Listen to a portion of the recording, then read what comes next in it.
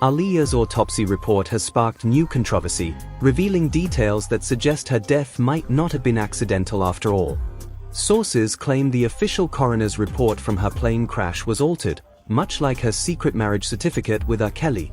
Now, these revelations are reigniting old questions and raising serious doubts about what really happened to Aaliyah. I ran to the phone and I spoke to the director, Hype Williams, and he said, Aaliyah's gone. And I was devastated. I immediately called Minister Farrakhan and asked him, could he call God? Could he talk to God?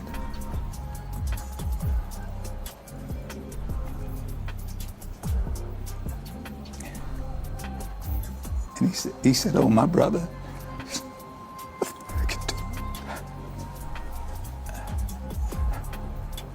It's a lot to process. They've been 20 years later. Why did Hype Williams end up taking the very plane Aaliyah was supposed to board? And why did her uncle reportedly secure a $90 million life insurance policy in her name just 3 days before the crash? These unsettling details have left fans wondering if there was more to Aaliyah's tragic death than anyone was told. The plane crash that killed a rising star in the world of music and film. Reaction today after Aaliyah and 8 others were killed when their plane went down. Good evening, I'm Lauren Glassbergen for Sandra Bookman. And I'm Tim Fleischer. The plane, just after taking off for Florida in perfect weather, suddenly plummeted to the ground. Investigators now saying one of the engines apparently failed. Along with 8 passengers, Aaliyah, a young Brooklyn native and a talented singer and actress. Jeff Rossen is live in Times Square with more on her life. Jeff. And Aaliyah had a huge following not only here in New York City, but nationwide. Only 22 years old, this pop sensation was a popular singer. She was an actress in some movies recently, even a Grammy nominee. Tonight, her family is in mourning. Fans asking, why her? Relatives in shock outside Aaliyah's home on the Upper West Side. The R&B star lived here at the Century, Central Park West and 63rd. She was on a small plane heading to Florida from the Bahamas, where... On August 25, 2001, the world lost Aaliyah, a rising icon whose influence was just beginning to peak. But her death in that plane crash has never sat right with many. The aircraft reportedly wasn't approved to fly, and the pilot wasn't even qualified. From the flight's sudden departure to its disastrous end, everything seemed wrong. What was first called a tragic accident has since turned into one of music's most haunting mysteries, with whispers that the crash may have been part of a much bigger cover-up. When the twin-engine Cessna crashed, witnesses said it rolled hard to the left after taking off and fell almost straight down. There have been unconfirmed reports that the pilot, Luis Morales of Fort Lauderdale, may have questioned the amount of cargo and passengers to be loaded, and that's one of the first areas investigators will look into. One thing we may discover that we can determine the weight of the luggage, which may help the investigators in determining whether the plane had an overload. The crew that perished in the crash traveling with Aaliyah was scheduled to come back to South Florida on Sunday with the charter company Sky Limo in this 15-passenger plane, which can carry up to 4,500 pounds of fuel, passengers, and luggage. But for some reason, Aaliyah and her entourage chose to leave on Saturday afternoon in the smaller Cessna. We feel very terrible about what happened to us. Obviously a terrible tragedy. One of those things of fate that, if she'd been on this plane that next day, maybe this all wouldn't have happened. We all wouldn't be here. In New York City, a mural was made Monday in remembrance of the young R&B star who many said had an unlimited... Aaliyah was rapidly becoming one of the biggest names in music. With albums like One in a Million and chart-topping hits like Are You That Somebody, she had already solidified her place as a superstar. By just 22, many believed she was destined to surpass even the biggest names in the industry. Her second album went double platinum when she was only 16, proving her unmatched talent. But just 2 months after releasing her third album, tragedy struck, leaving fans heartbroken and questions unanswered. At that time, how did you explain that some record companies were rejecting you? How did I what? I'm sorry, what did you say? How did you explain the fact that some record companies didn't... The fact that, some people weren't sure and didn't really think I had what it took. Of course it was painful. Rejection is painful, but, I felt deep in my heart and in my soul that I had it and that I would do it and that I could do it. And I honestly believe that no matter what anybody said. And I continued. I said, fine, you don't want me, somebody else will. And I will prove it. I will get out there and I will be a star. And I really meant it. And you have to have that frame of mind. You have to have that kind of confidence to make it in this industry or you won't make it. So I did it. And I'm very proud of the fact. Who truly gained the most from Aaliyah's untimely death? Was it really just a tragic accident, or something far more calculated? As new details continue to surface, many are left wondering who stood to benefit and whether someone was actually behind the loss of one of music's brightest stars. Age is just scary because that could have been any one of us, and she was an angel, and I know that now she's with God. Aaliyah's plane was in danger long before it ever left the ground. Investigators later revealed that the aircraft was overloaded by nearly 700 pounds, making it unsafe to fly. Even worse, the pilot, Luis Morales III, wasn't licensed to operate that type of plane. He'd only been hired a few days earlier. Toxicology reports later showed he had traces of substances in his system during the flight, raising even more alarming questions about how this tragedy was allowed to happen. During those 7 months that he was building his hours, he was arrested twice. The first time was in November of 2000, after he tried to return $345 of stolen aviation parts. The second time he was arrested was on July 7th, when he was pulled over for running a stop sign and police found crack cocaine in his car, and Lewis told the officer that he was in the area to buy cocaine for a friend. And if you're wondering how a guy like this is allowed to continue flying, here's the truth. Pilots have up to 60 days to self-report alcohol or drug-related convictions. And technically, Lewis was still within the 60-day window at the time of the crash, but he hadn't self-reported yet. I'm not sure what Lewis was thinking, but a few weeks after his arrest, things started to quickly spiral out of control leading up to the crash. Over the course of 19 days, from July 29th to August 17th, Lewis logged multiple flights for an additional 490 hours of flight time. And if you do the math, that's impossible because that's almost 26 hours a day. Now, during that time period, in order for Lewis to fly for a private charter company, he needed to pass what's known as a Part 135 check ride conducted by an FAA examiner. Now, that examiner is supposed to review your logbook as part of that process, and that check ride allegedly took place with a company called Golden Airlines on August 13th. That was just 12 days before the tragedy. However, August 13th was also the day that Lewis appeared in court and pled no contest to the possession and dealing in stolen property.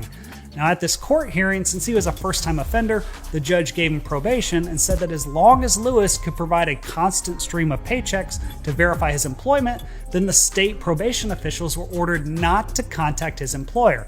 This is likely why no one ever found out about any of this before the crash. The most chilling detail of all is that Aaliyah reportedly sensed something was wrong. She was never supposed to board that doomed plane. The original aircraft meant for her was taken by her producer, Hype Williams, leaving her with an unsafe replacement and an unqualified pilot. Even more disturbing, reports suggest Aaliyah wasn't fully conscious when she was placed on board.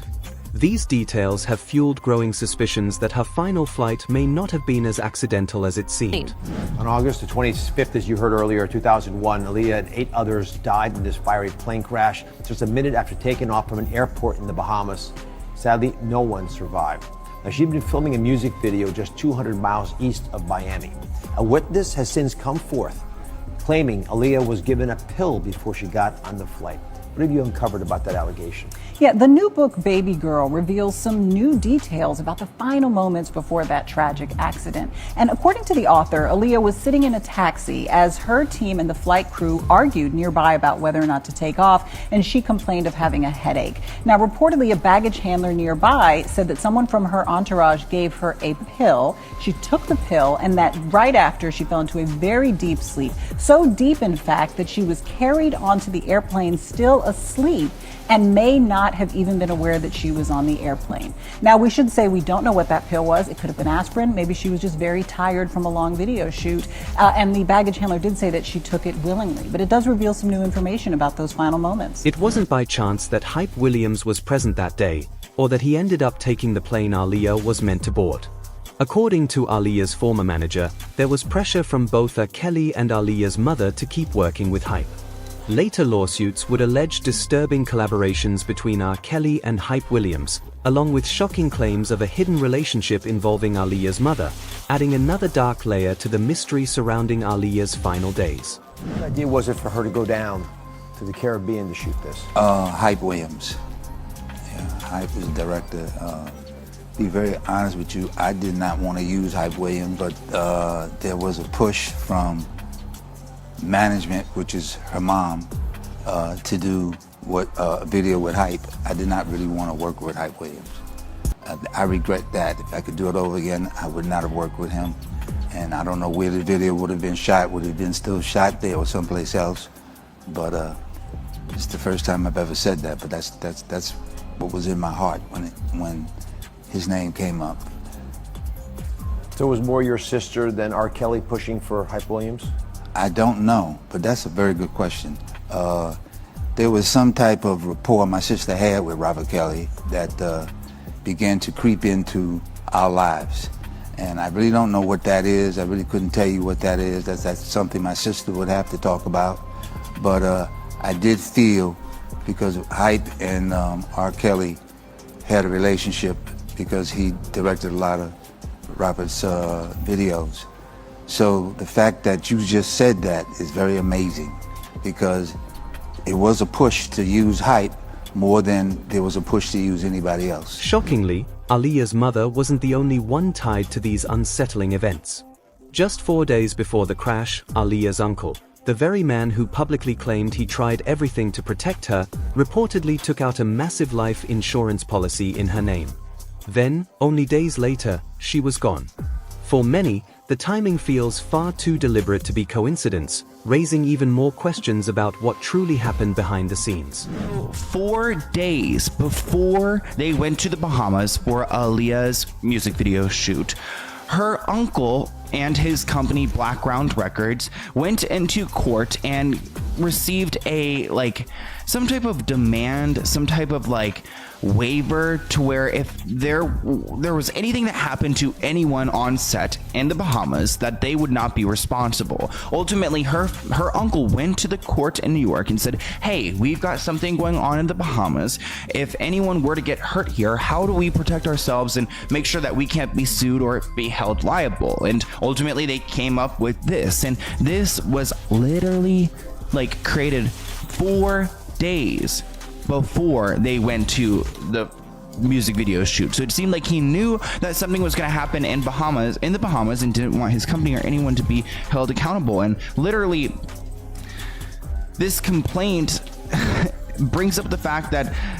if anyone were to die, he would not be at fault. His company would have no damages sustained if someone were to pass away, which seems like a huge waiver to have. Why does his company have this power, and why did they prepare this before this shoot where the main star passes away? Aaliyah dies. I was with Barry when Aaliyah died for a wrongful death. He got paid $90 million for her death. Am I supposed to say that on TV? Sue me. I ain't got nothing. I was with him on the negotiations. You know what I'm saying? Blackground Records. He's married to Gladys Knight. Wow. So he had Timberland, Genuine, Missy Elliott, and Aaliyah is his niece. You know. Oh wow. Aaliyah is his niece. So he got a settlement for $90 million for her death. Was that just for his rights or whatever he owned? What she would have been able to make if she hadn't have died. Oh, okay. There was a lot of lawsuits. I guess, okay. But that was the settlement. I wasn't in. I was there when we went over to he got $90 million. He wouldn't have stayed at the L'Hermitage Hotel. We ate good. Aaliyah's sudden death seemed to come at a strangely convenient time for many powerful figures in the music world. Her rising fame was starting to challenge industry giants. Even Beyoncé's dominance was reportedly being tested. R. Kelly's secret marriage to her was on the verge of exposure, and rumors swirled that Diddy was upset after she turned him down. Aaliyah was on the verge of becoming unstoppable, and some believe the industry elite weren't ready for that. Sean Carter is responsible for enacting Hype Williams to put Aaliyah on a faulty plane to move her out the way as punishment for rejecting him, and so he could level up Beyonce, who was struggling. Let's just say allegedly that happened. Now I want you to think about 106th and Park with Mary J. Blige. Free, who is a victim of Sean Carter. Yeah. Mary J. Blige, who is a victim of Sean Combs, are sitting there talking about the death of Aaliyah amongst each other. Think about that. You got a Diddy victim, you got a Jay-Z victim, and you got a superstar gone. They know what happened. And yet, they had to sit there and have that conversation like they didn't know who did it. R. Kelly reportedly believed that if Aaliyah was gone, the truth about his actions would never come out. He allegedly forced her to deny their secret marriage, even though the certificate surfaced just months later. Aaliyah was pressured to stay silent, keeping his secret buried for years. It wasn't until 2021, 2 decades after her death, that R. Kelly finally admitted in court documents that he had married and mistreated Aaliyah, confirming what many had long suspected. Okay, you're 18, you already went to your prom. Is it possible at all to have a relationship on the road? I would say it's possible. I just don't have one. I don't have one right now. I don't have a boyfriend. And I can't say I'm really looking. I think it'll come along at the right time. I have a lot of friends, and when that guy comes along, I'll know it, he'll know it, and then it'll happen. But I am really busy with the career and the fact that I'm getting ready to go back to school, so I'll just see how it works in. 3 years ago, there was this terrible rumor out. What is the deal with you and R. Kelly? Are you all married or not? No, I'm not married. Robert's doing his thing, I'm doing my thing. He's a great producer, great artist, who I do admire, and there's nothing there at all. Their situation, they had a pact, pins and eyeballs, no matter what anyone said, or if anyone stuck pins in their eyeballs, they would never tell about their relationship. Things like that. Okay, so what exactly did he tell you about his relationship with Aaliyah, outside of the pins and eyeballs thing? He told me that they were married, that she was pregnant, that they did doctor up the marriage certificate, so she would say that she was 18, so they could get married. And the reason they got married was because they felt like if he was married to her, and if he said he thought that she was 18, that he wouldn't be charged if someone found out she was pregnant until they were able to get the abortion and get it annulled.